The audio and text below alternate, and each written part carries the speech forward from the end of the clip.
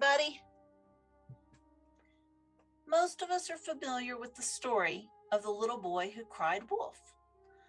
I would like to thank Bo of the fifth column for his reminder on August 19th that there are multiple perspectives the story can be told from, and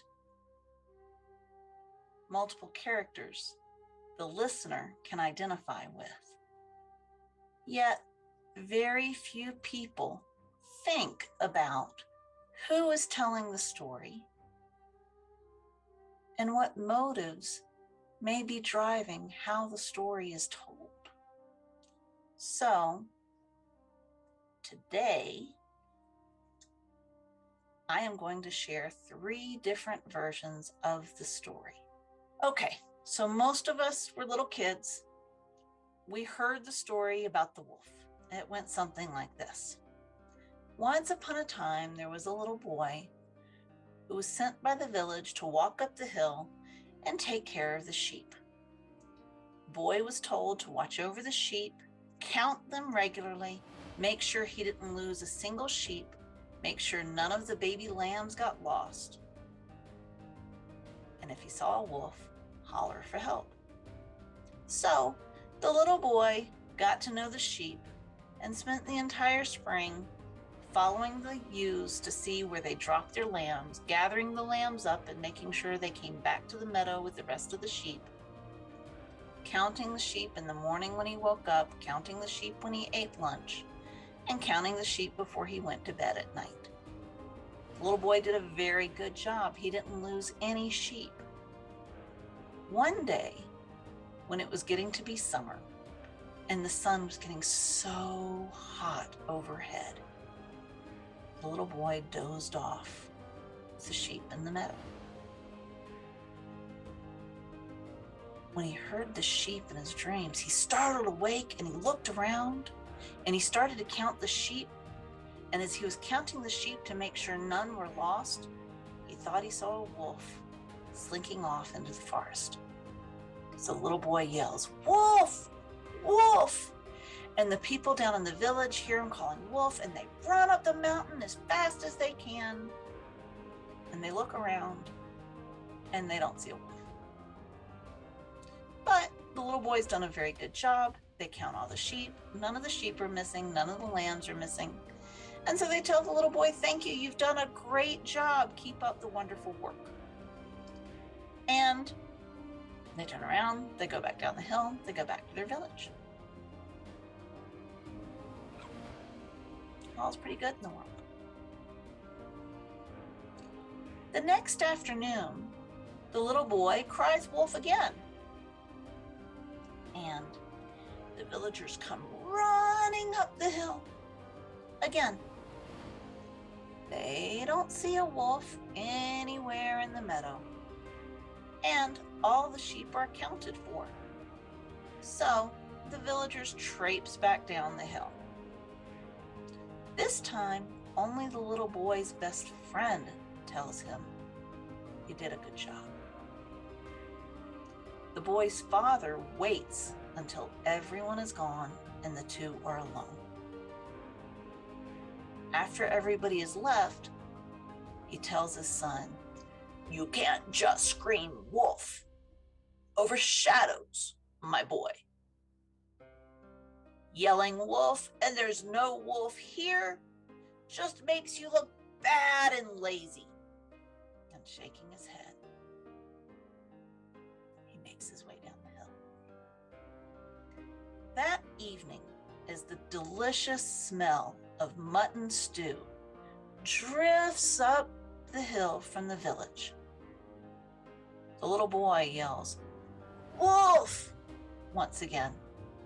The villagers come running up the hill with torches in one hand and farm implements in the other. But once again, they look along the meadow. No wolf is spotted. This time, there is grumbling and grousing by the villagers, and no one thanks the boy or tells him he's doing a good job. Villagers glare at him as they make their way down the hill. That night, as the moon makes its way across the sky, and after the villagers have settled into bed, the boy is heard crying, "Wolf! Wolf! Wolf!" But none of the villagers get out of bed, tired of the boy's games, where he has cried wolf when no wolf was there that they could find. No one goes to check on the boy or the sheep, and the boy is eaten by the wolf. Now, this is the story that is most often told to children, with the moral to teach children not to lie, or no one will believe them when something important happens. Now we're going to tell a version that I hadn't heard until recently. Now, another version that I recently heard has the little boy being a prankster in the village. And he is told to watch the sheep to get him out of everyone's hair, and as a punishment for a particularly unsavory prank. So the little boy is taken up the hill from the village and told he must watch the sheep and keep them safe until he learns the error of his ways. The little boy, being capricious and bored and being a little boy, hollers, "Wolf!" to see what will happen. Much to his delight, the entire village comes running up the hill to keep him and the sheep safe. When the villagers inquire about the wolf, the little boy puffs out his chest and tells the villagers he chased the wolf off into the woods. The villagers clap for the little boy and clap him on his back for his bravery, congratulate one another for finding a beneficial place for the little boy to be, and walk back down the hill to the village. The next day, the little boy tried crying wolf again. "Wolf!" to see what would happen. Again, the entire village comes running up the hill and counts the sheep while others look around for the wolf. When none of the villagers see any sign of the wolf, they look at one another with grumpy eyes and turn down the hill to walk back down to the village. With all the sheep accounted for and no obvious signs of the wolf, the villagers were sure the boy was just up to his old tricks. The next time the boy cried wolf, no one but his elderly grandfather made the trek up the hill. His grandfather counted the sheep, took his walking stick and waved it, threatening to knock sense into the boy, and then tottered back down the hill to the village. The little boy cries wolf again that afternoon, and no one comes up from the village at all. When the little boy comes down to the village to ask for lunch, he asks why no one came to help him when he cried wolf. "We've caught on to your games, and we are tired of them. Stop wasting our time. Go back to taking care of the sheep as you were told." And the little boy is pushed back up the hill, and no one will listen to his excuses. The next day, when the little boy doesn't come home for lunch, his grandfather goes searching for him and can't find him anywhere. He notices 2 of the smallest lambs are missing, so he goes back down to the village to tell them a new child must be appointed to watch the sheep, for his grandson ran off with 2 lambs. Later, his grandson's clothes and the chewed-on remains of a lamb are found. This is a variation of the first story, with the moral to not lie lest no one believes you, along with don't pay tricks, because no one believes or trusts a trickster either. So, this next version is told from the wolf's point of view. A pack of wolves once wandered very, very far, being shot at by humans, the people who walk on two legs and have no fur. The humans were called farmers, who had invaded the forest the wolves called home. The wolves would hunt deer and moose in the forest, but most of the forest land was desecrated and burnt, cleared out for the humans' farms. The deer and moose got sick due to not enough food for a healthy herd to eat. Rivers that used to flood the meadows were dammed and no longer ran wild. The salmon no longer swam freely through the rivers, and the trees were no longer nourished by the salmon after the salmon runs. So, human fires destroyed the forests and trees that once withstood the natural wildfires. The forests that were once the home and refuge of thousands of wolves and healthy packs were dying, and so were all the creatures who depended on the healthy forests. What few animals were miraculously still healthy were shot by the humans, and the meat and bones were left to rot, with just the fur coat taken by the humans. This wolf pack had been traveling all winter, looking for food that wasn't half-starved or tick-infested. There were almost no snows, so fire season had started early. They finally found a mountain with trees that grew in unnatural rows. Deer wandered through the trees in between the rows and stripped them of bark because there was nothing else to eat. And odd vines wrapped around dead trees at the edge of the woods, and the odd vines would bit the nose, literally just bite it, of any poor wolf that sniffed too close. On the other side of the dead trees was an unnatural meadow that stank of humans. These humans wore the wool of their poof balls, whom they kept in the meadow. The wolves would watch the meadow and watch the poof balls.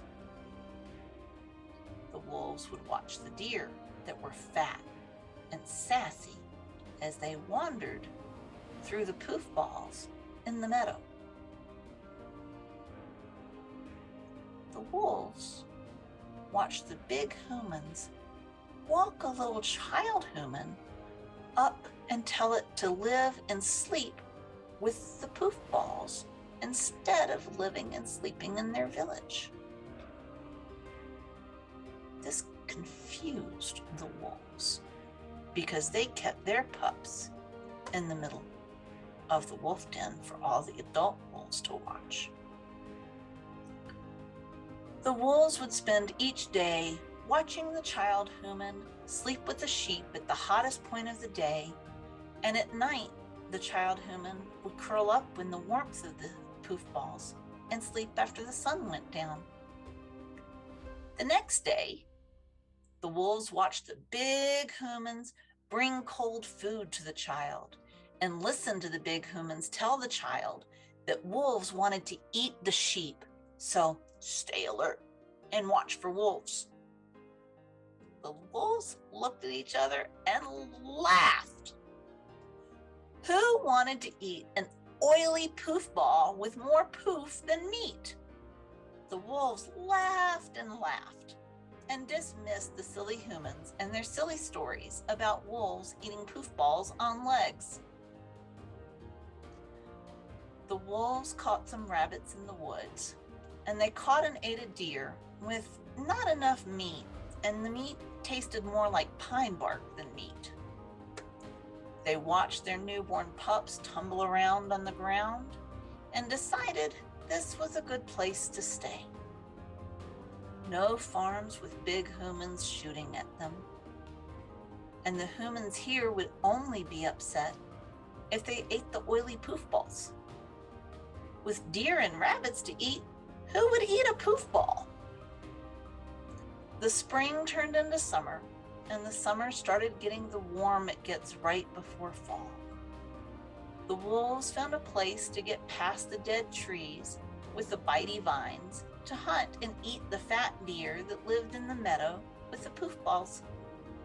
The wolves, remembering the human's admonitions to the little human about wolves and poof balls, were always very careful not to let the little human see them, and hunted so the poof balls didn't make their loud bleats.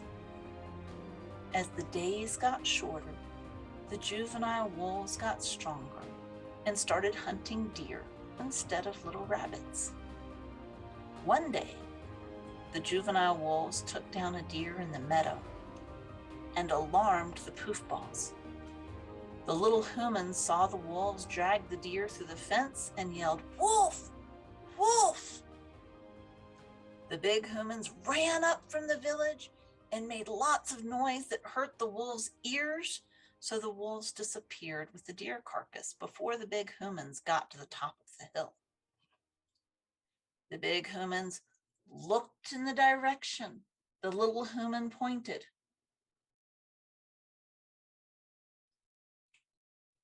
But they didn't see a wolf. So, after patting the little human on the back, the big humans all returned to the village. The next day, the wolves hunted elsewhere because the big humans were too noisy and had scared all the best food away. Same for the day after. Finally, the deer returned to the meadow with the poof balls, and the wolves went to hunt down another deer. The poof balls bleated their alarm, and the little human cried, "Wolf! Wolf!" The big humans ran up the hill again, huffing and puffing, and they made so much noise. The wolves didn't even get an opportunity to catch a deer this time, and they silently disappeared into the woods, leaving no trace behind them. Once again, the big humans looked around and saw no wolf. They counted the sheep, and not a single lamb was absent. As a unit, the big humans turned around and walked down the hill, muttering and unable to move without making loud noises. The wolves went hungry. The next day, the wolves decided to hunt further away so the humans wouldn't scare everything off with all their noise. The poof balls were even poofier, and the oil smell had gotten worse. It turned the wolves' stomachs. So the wolves caught a deer as far away from the big humans and the little child human as they could get. They gorged themselves on the deer meat so they could take it back to their pups. They were so big and fat, so gorged, they couldn't jump over the bitey vines and had to walk to the place where the bitey didn't happen. The poof balls bleated a warning, "Predator and blood! Predator and blood!" The child human yelled, "Wolf! Wolf!" The big humans ran up the hill and making a lot of noise and hurt the wolves' ears. The wolves slid between the dead trees and disappeared into the forest with their big full tummies. The big humans picked up sticks and dirt and threw them at the child human. Then the humans marched back down the hill and made lots of noise that hurt all the creatures of the forest's ears. One of the juvenile wolves, who had watched the child human the most, noticed water coming out of the child human's eyes. The juvenile wolf noticed the child human didn't smell right and crept closer to see what was wrong. As the juvenile wolf crept closer and closer, staying close to the ground and hiding in the grasses of the meadows, the young wolf smelled the big cat that drops out of the trees and breaks the neck of the deer in the forest. The big cat hated loud noises and had killed in the past to make the noise be quiet, even though all the animals in the forest knew humans didn't taste very good. The juvenile wolf stood up, trying to see where the big cat was, and the child human yelled after seeing the juvenile wolf, "Wolf! Wolf!"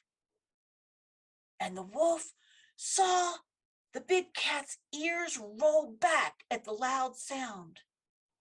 The meadow froze. The village remained quiet. The big cat collected itself to mount an attack.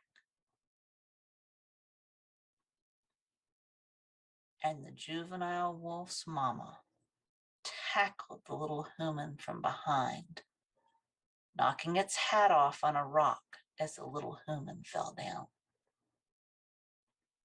The mama and the juvenile wolf grabbed the little human's clothes and dragged the little human to the wolf den, where all the wolves discussed what horrible things could have happened if the big cat had gotten the child human. The wolves took care of the child human with the same care that they gave their pups. They brought the child human the choicest meat from the deer. They licked its head to clean up the blood from where it hit it on the rock and kept the wound from getting infected. When the child human finally woke up and ate, it said it didn't want to go back to the big humans. It said the big humans didn't listen to it and called it names. The wolf pack decided it wasn't safe to stay in the woods that the big cat had made into a home. And the wolves wandered on their way with full bellies from the deer in the meadow and a human wolf pup who didn't want to be a human anymore. Now,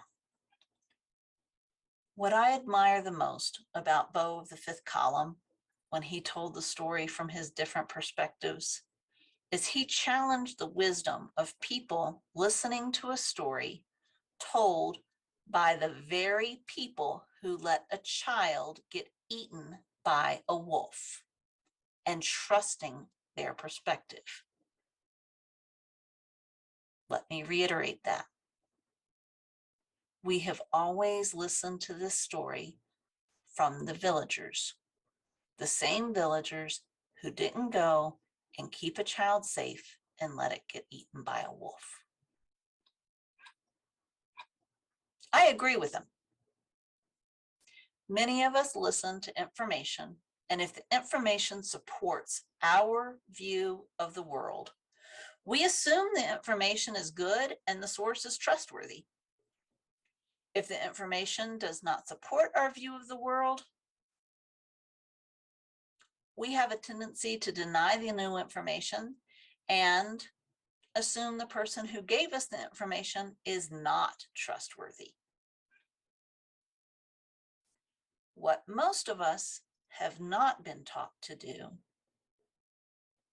and that omission has been on purpose, is we have not been taught to search for the nuance. In the first story, where the village initially praises the boy, do they trust the boy's story enough to go and look for the wolf? Why ask a child to do a job if we aren't going to trust the child when they report seeing a wolf and go check the woods for tracks or any other evidence of a wolf? Why didn't an adult stay with the child after he saw a wolf to keep the child safe? When we lived on a farm on the Canadian border, we had chickens, ducks, and turkeys on our little valley, which was in between a hill on one side and a mountain range on the other. We shared our land with wolves, bears, a mountain lion tom, and a nesting pair of golden eagles. My kids helped with feeding and watering the poultry, and during the middle of the day would wave their arms and make lots of noise to deter hawks and eagles from stealing any of our poultry. The last version of The Boy Who Cried Wolf was why I didn't have my kids watching for anything bigger than the hawks and eagles, and the kids weren't allowed out of my eyesight on the farm. If they made noise, I came running, and they weren't allowed in the forest without me and our herding dogs. For my 33rd birthday, the kids wanted their dad to help them take me to the Wild Eagle Preserve on the river. So we bundled everyone up and made the 45-minute drive for my birthday. We got to watch bald eagles catch salmon out of the river, and the kids learned about the damage the DDT had done to the bald eagle population, thinning the shells of their eggs until the parents could no longer sit on the eggs to hatch them and keep them warm because the shells were too fragile.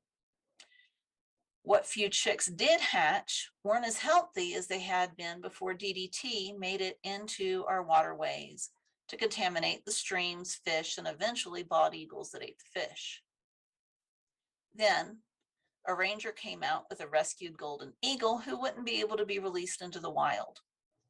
The ranger held up his arm and asked the eagle to show off his beautiful wingspan. And the golden eagle stretched out one wing, and it was flawless. And the golden eagle stretched out the other wing, which had obviously been broken and healed incorrectly. The ranger talked about the natural prey of the golden eagle. The kids listened to the ranger about how to stay safe if you see a mountain lion, make yourself look big. How to stay safe around bears, don't try to get close, listen and observe, stay far away in the spring because they'll protect their cubs, and don't leave food out. And how to keep herds and flocks safe from wolves that were finally making a comeback from nearly being hunted to extinction. Go pee on fence posts, don't run and act like prey, fence the herd, and don't overpopulate the land. Don't allow cattle, sheep, or goats to damage the ecosystem and deprive the wolves of natural prey. The kids were most in awe of the golden eagle and fascinated by the exhibit that had pictures of golden eagles taking bighorn sheep, domestic goats, and local deer, in addition to their more common prey of hares, ground squirrels, and prairie dogs.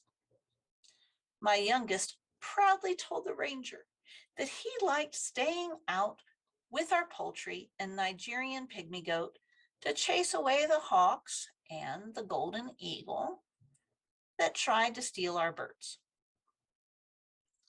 The ranger waited until the kids were redirected to the next presentation about owls before coming over to let me know that my youngest was half the size and less than half the weight of the domestic goats, very rare, and bighorn sheep, more common, that he had seen the golden eagles in the wild eat.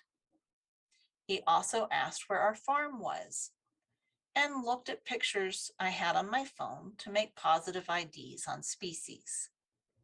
Turned out we really did have golden eagles nesting across the road from our property, and potentially a very rare sighting of a ferruginous hawk, if we could get better pictures so that it could be confirmed.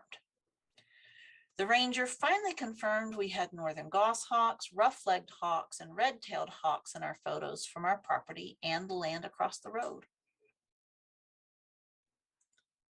This was new information that didn't support the evidence that I had seen so far. It sounded more like a myth told to scare kids into obeying their parents. However, I still followed the ranger's advice and no longer allowed my youngest to play outside alone when we had evidence of the golden eagles nesting or saw the birds in the sky. My kids learned to be as aware of the sky as the poultry, and when the kids would run inside, the poultry would run into the coop. We lost very few birds after that. More importantly, my kids stayed safe. So let's look at that second telling of the little boy who cried wolf. Our first difference in stories is the little boy is being told to watch the sheep as a punishment.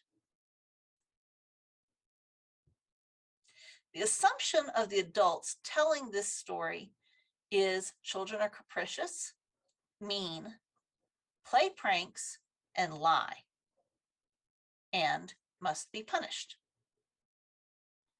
Why would a group of adults believe their offspring are inherently bad?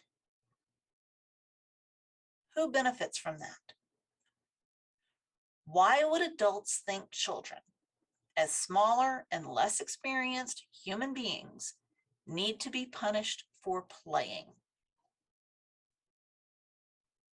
Why would these adults assume children lie? Where would children learn these behaviors if they do play pranks, lie, act mean, and cause harm? What both stories have in common is the adults decide that the children are lying, so the adults ignore the cries for help, and the children die. The fact that we even tell these stories to our children, blaming the dead children for having been killed, victim blaming, isn't really the moral I wanted to teach my kids. Now, would have been nice if I had the mental wherewithal to tell the story from my kids' perspective. But growing up, I didn't really have any examples of children being listened to, validated, and supported. I didn't have any stories that I was told where a child was heard and believed. So I told the story from the animal's point of view as a way to teach empathy to my kids, as well as an appreciation for nature and a responsibility to heal what we have harmed. So the third story is told completely from the wolf's perspective. There would never be a single solitary wolf in nature, so the idea of a little boy seeing a single wolf is ludicrous. Not going to happen. They are pack animals, and unless something happens to the pack, a wolf is always going to be part of a larger pack. That means there would be an entire pack in the woods. First change to my story. Also, wolves don't eat people unless there isn't sufficient game. Humans taste pretty gross. Wolves give humans a wide berth because around the time the initial versions of Little Red Riding Hood and The Boy Who Cried Wolf were first evolving, humans were overhunting the land, clearing forests to build farms, and declaring dominion over nature. It could be argued that these two fairy tales weren't even fairy tales. They were propaganda to convince people that wolves were man-eating monsters, so people would shoot first and ask questions later. That's a theme that actually continues to this day in supremacy traditions.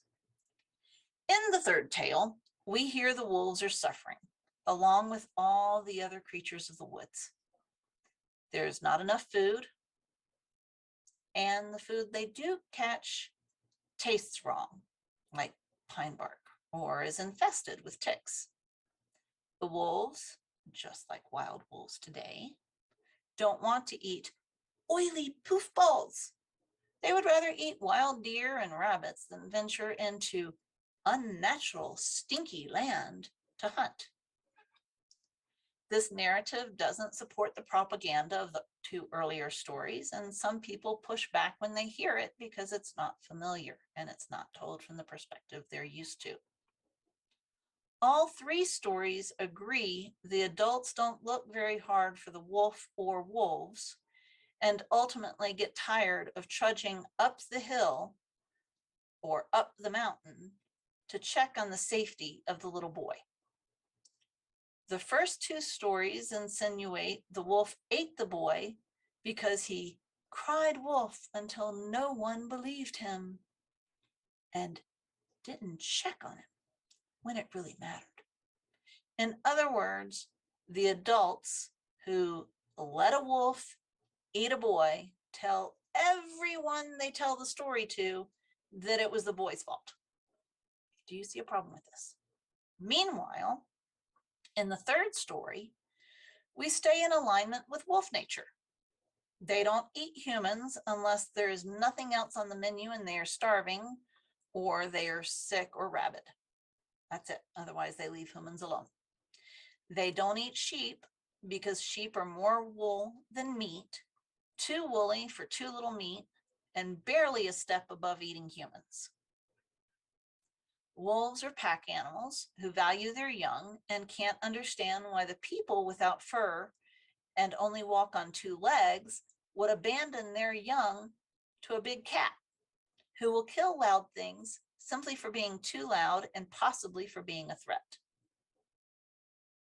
The wolves feel responsible for the boy, and the mother wolf saves the boy from the big cat. When the boy wakes up, he decides to stay with the wolves because he feels safer and more valued with the wolves. Once again, the villagers assume the boy is eaten by a wolf as told by the villagers in the first two stories. These villagers in the third story probably also blame the boy for being eaten, even though they never bothered to look at the place the boy pointed where he had seen the wolves. If they had gone to that spot where he saw the wolves, they would have known there were wolves in the woods. If they had looked up, they might have seen the mountain lion waiting on the limb in the woods. If they had walked over to the break in the fence line where the wolves dragged the deer out, they definitely would have seen blood and been able to follow the trail. All three stories cover the exact same facts. A village engaged in child labor, child endangerment. A village that doesn't value children enough to properly educate them on safety. A village that doesn't believe children, wolves or a wolf, and sheep. Those facts don't change in any of the stories. What we don't know for sure, because no adult was out there with the child, is whether in the first two stories, the child ran away, the child was eaten, or the child was rescued. The only person who can answer that is the child. Based on the child's experiences with adults, how likely is it we will ever hear the child's perspective? In the second story, where they talk about seeing the remains of the child, how will we ever know if it was wolves that ate the child? Highly unlikely. Or a cat killed the child and left a mangled carcass behind. We're just hearing the villagers' perspective. Even if we are lucky enough to hear the child's version of events, how many people would believe him? So, until next Monday, May you have a better week. Thank you for tuning in. See you next Monday.